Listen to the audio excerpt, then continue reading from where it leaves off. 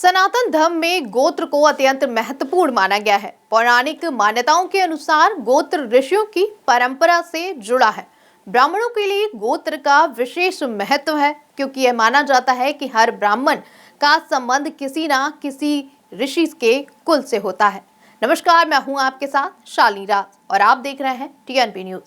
भारत में जन्म लेने वाले प्रत्येक व्यक्ति का कोई ना कोई कुल या गोत्र अवश्य होता है, लेकिन क्या सांसारिक मोहमाया का त्याग कर चुके नागा साधुओं का भी कोई गोत्र होता है?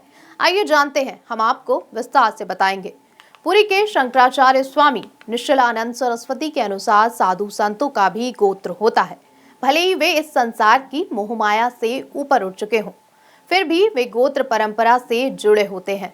श्रीमद् भगवत के चतुर्थ स्कंद के अनुसार साधु संतों का गोत्र अच्युतय माना जाता है। मोहमाया को त्यागने के बाद साधु संतों का जुड़ाव सीधे ईश्वर से हो जाता है और इसलिए उनका गोत्र अच्युतय होता है।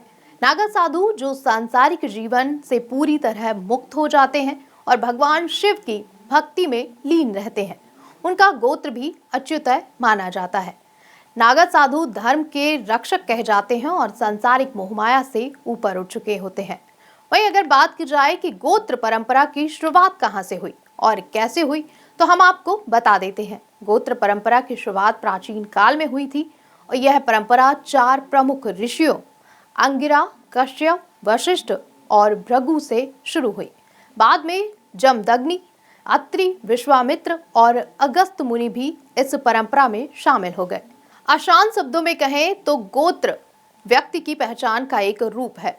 वहीं अगर बात की जाए कि अगर किसी को अपना गोत्र ना पता हो तो क्या होता है, आपको बता दें, साधु संत उसे कश्यप ऋषि का गोत्र देते हैं। कश्यप ऋषि का गोत्र इसलिए दिया जाता है क्योंकि उन्होंने कई विवाह किए थे और उनके कई पुत्र हुए, जिनसे विभिन्न गोत्रों की उत्पत्ति हुई। इसलिए गोत्र न मालूम होने पर व्यक्ति को कश्यप ऋषि के गोत्र से जोड़ा जाता है।